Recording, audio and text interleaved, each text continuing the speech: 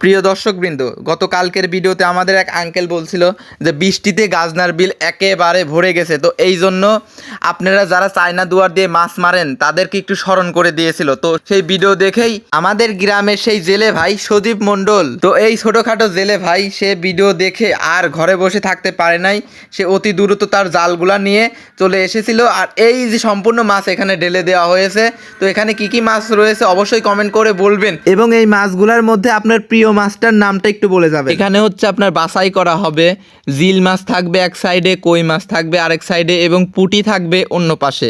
এই যে এইগুলো হচ্ছে পুঁটি, বুঝছেন, ঢেলে দেওয়া হবে।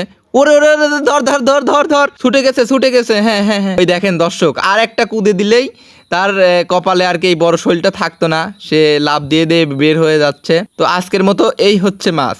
তো যারা এখনো আসেন নাই অতি দ্রুত চলে আসবেন। আর ভিডিওটা কেমন লেগেছে আপনাদের কাছে অবশ্যই কমেন্ট সেকশনে বলে যাবেন। ধন্যবাদ।